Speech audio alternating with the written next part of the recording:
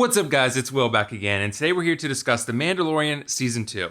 I'm not going to show any opening trailer footage this time for two reasons. The first being that the plot of this season is pretty straightforward. I mean, Mando is trying to get the child to a Jedi. That's it. That's basically the gist of it. The second being that this is going to be a spoiler review, and I'll be showing some footage and images along the way to help prove my points. And it's not really necessary to do that in the beginning. So I will say that is your one spoiler warning. If you don't want anything spoiled for you, please do turn back now. Because again, as I always say, I don't want that on my conscience. What you guys want to know is, did I like this season? I love Season 2 of The Mandalorian.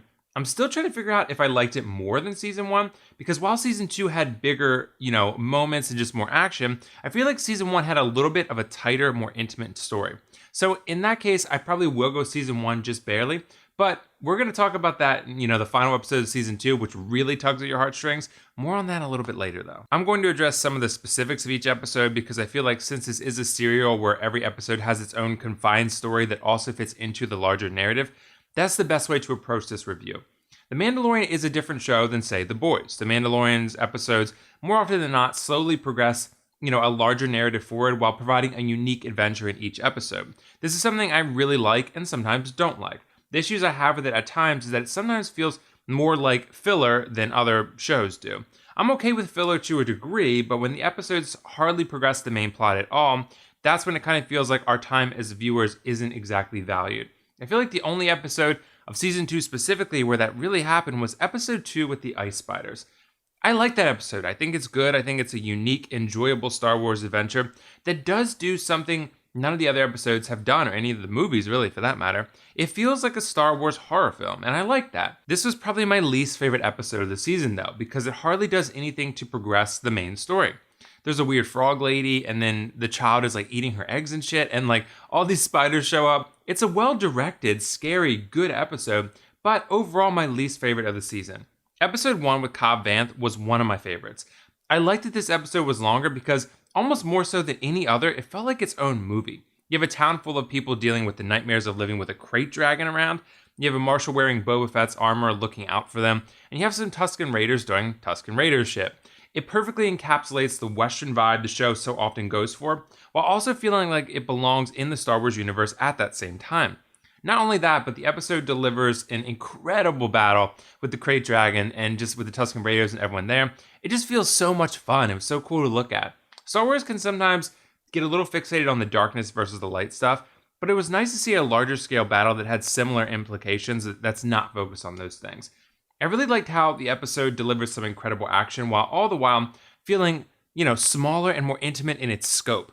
We'll definitely be seeing more of Cobb Vanth, no doubt. He's too good in the role. He was too charismatic, and Timothy Olyphant really deserves more screen time going forward. And after episode 2, I felt like there was a steady climb in quality, with each episode getting better and better, with better entertainment and better storytelling going on. Episode 3 was just a really cool experience because diehard fans finally got their first taste of live-action Bo-Katan.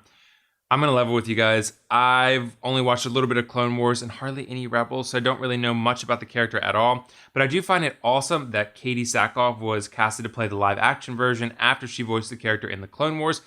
I think that's just great. That's really cool. And I thought this episode had some really great action overall. Aside from Mando using the I have Beskar strategy, so why don't I just run into fire? Because fuck it. I don't love that, as just from a tactical standpoint. But the episode was still really exciting and fun and delivered a lot of natural fan service overall. I think Jon Favreau and Dave Filoni really understand how to provide fan service while also making you feel like it naturally fits into where the story is headed. This is why the show, in part, is so successful. It delivers subversion when necessary, but whether it does or not, it's as satisfying a viewing experience, for the viewer getting fan service or getting subversion when it's necessary. Episode 4, The Siege, was directed by Carl Weathers, and I was interested to see how he would handle directorial duties, and I think that overall he did a solid job. This was a solid episode, not one of my favorites, but I enjoyed it.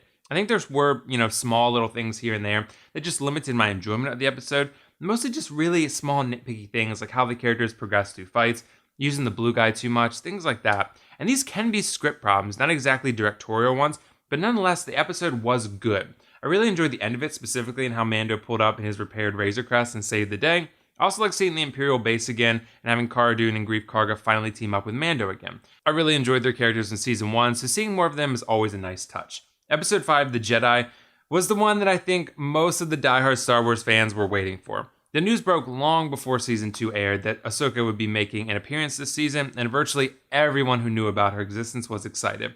I've hardly even watched the Clone Wars, like I said, and I was super excited to know more about this character because of how much this character means to so many people. Rosario Dawson has long been the fan favorite to play this character because it just made too much sense for her to be in this role, and she absolutely delivered on it 100%. This is one of the best episodes of The Mandalorian, not just because Ahsoka is awesome, but because the fights are very well choreographed, it's shot really well, and we learn a lot about Grogu, whose name we actually find out in this episode.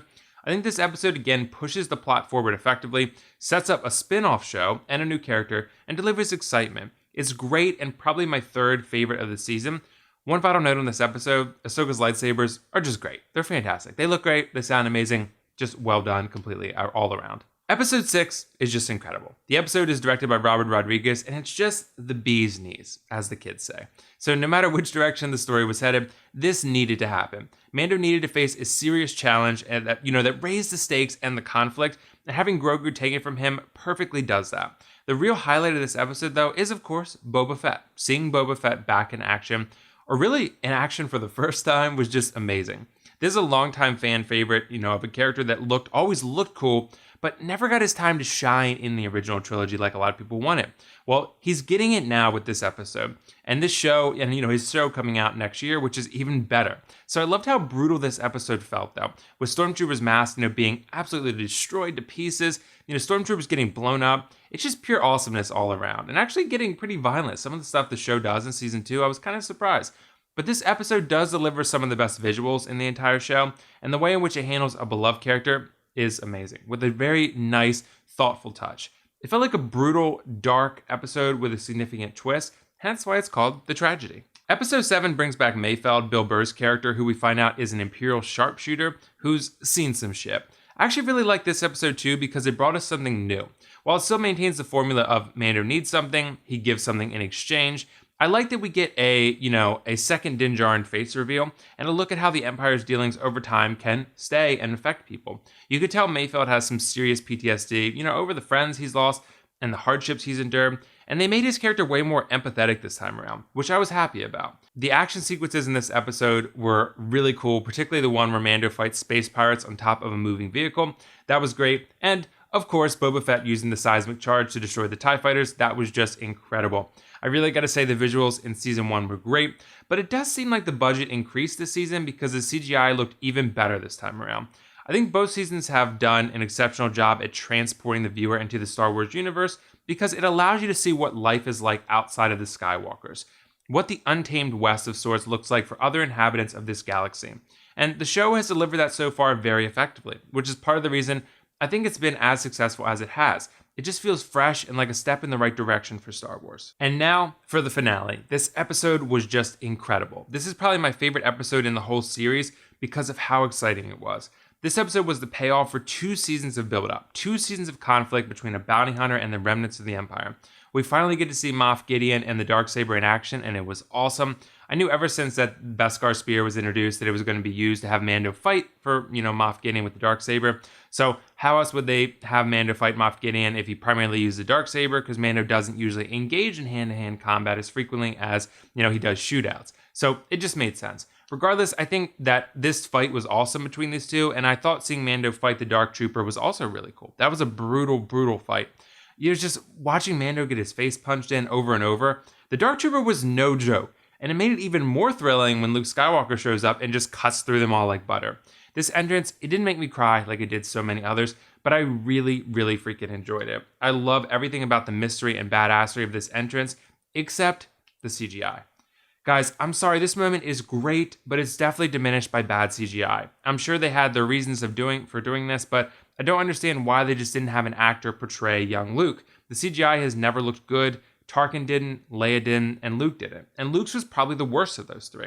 The problem is that when you have them interact with real people, it just looks weird. In isolation, it probably would be okay, but when they're interacting with real people, it just looks jarring. I hope in the future they decide not to do this because the technology just isn't quite there yet. But as I said, the moment was still amazing.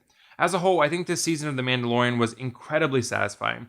A satisfying continuation of the story was provided, and that's really what matters in the second season of a show like this. It's beautiful to look at. I love Mando and the supporting characters more and more with each passing episode. And I think that the universe is constantly expanding, which is a great thing for Star Wars.